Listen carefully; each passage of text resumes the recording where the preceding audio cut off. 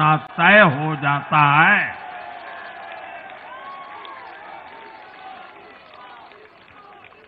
और जो राजनीति का अध्ययन करते हैं उनके लिए मैं आज एक काम छोड़ देता हूं। देखिए, इन्होंने 2014 के बाद 5 साल तक ये कोशिश की, हिंदू बनने की कोशिश की। मंदिरों में जाना, मालाएं पहनना, पूजा करना, भांति भांति की कोशिश की। उनको लगा कि ये करेंगे तो बीजेपी की वोट बैंक में हम सेंध मार करके कुछ ले आएंगे, लेकिन उनकी दाल गली नहीं। तो आपने देखा होगा पिछले कुछ वर्षों से उन्होंने वो रास्ता बंद कर दिया। उन्होंने माना कि ये भाजपा का क्षेत्र है, उसमें पैर नहीं डाल सकते। अब जाए तो जाए कहा, तो ये राज्यों की जो अलग अलग पार्टियां अलग अलग अपने मुद्दों पर जो अपनी जान चला रही हैं, अब उनकी नजरें उन पर है। और इसलिए, और वो भी समझ गए होंगे, बोलते नहीं होंगे, समझ गए होंगे कि ये उनको ही खा रहे हैं। साथियों, इंडी गठबंधन के दल अब कांग्रेस का ये कैरेक्टर समझने लगे हैं। इंडी वालों को ये एहसास हो रहा है कि जिस वोट बैंक को उन्होंने कांग्रेस से छीना है, अब कांग्रेस उसे वापस पाने में जुटी है। इसलिए दिल्ली में हमने देखा, इंडी के ही दलों ने एकजुट होकर कांग्रेस को हैसियत बताने की कोशिश की, अपने वोट बैंक को रोकने की कोशिश की। ये मीडिया वालों को पता नहीं, समय नहीं मिला। अब तो समय ही समय है उनके पास। इंडी गठबंधन पूरा दिल्ली में कांग्रेस के खिलाफ मैदान पे उतरा था, और फिर भी क्या हाल हुआ देखिए, दोनों तरफ। साथियों, वो कांग्रेस को रोकने में तो सफल रहे, लेकिन आपदा को बचाने में कामयाब नहीं हो पाए।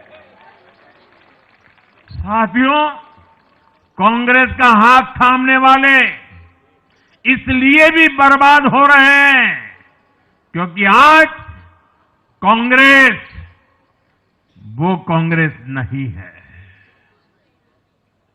जो आजादी के आंदोलन के समय थी, जो आजादी के बाद कुछ दशकों तक थी। आज वो कांग्रेस नहीं है। आज कांग्रेस देश हित की नहीं, अर्बन नक्सलियों की राजनीति कर रही है। कांग्रेस के नेता जब कहते हैं वो भारत से लड़ रहे हैं, इंडियन स्टेट से लड़ रहे हैं, ये नक्सलियों की भाषा है। ये समाज में, देश में अराजकता लाने की भाषा है। और यहां दिल्ली में तो आपदा भी उसी अर्बन नक्सली सोच को ही आगे बढ़ा रही थी। कांग्रेस की अर्बन नक्सली सोच राष्ट्र की उपलब्धियों पर अटैक करती है।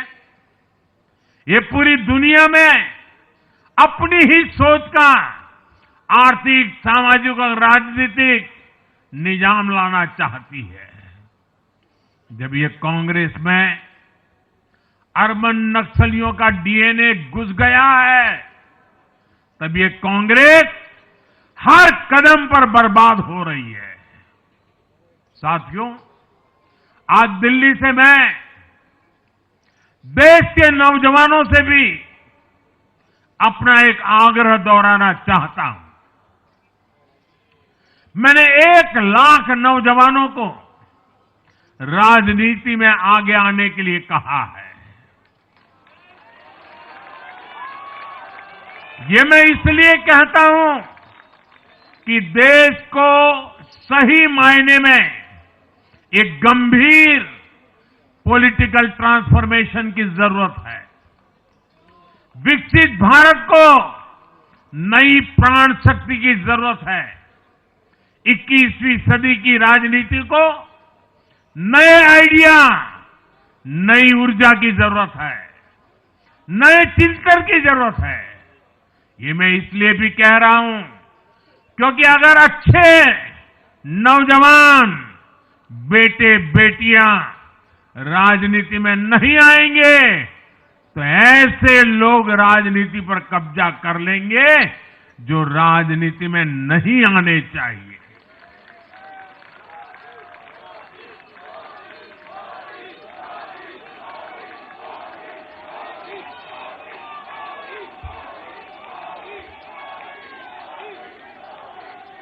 साथियों, सफलता असफलता अपनी जगह पर है, लेकिन देश को धूर्तता और मूर्खता की राजनीति नहीं चाहिए। एक तरफ धूर्तता है तो दूसरी तरफ मूर्खता है।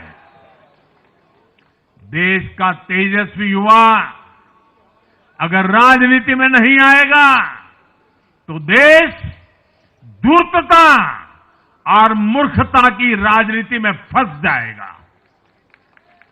विकसित भारत बनाने के लिए हमें राजनीति में नयापन लाना है, हर स्तर पर इनोवेशन लाना है। साथियों, हमारी ये विजय नई जिम्मेदारी लेकर आई है।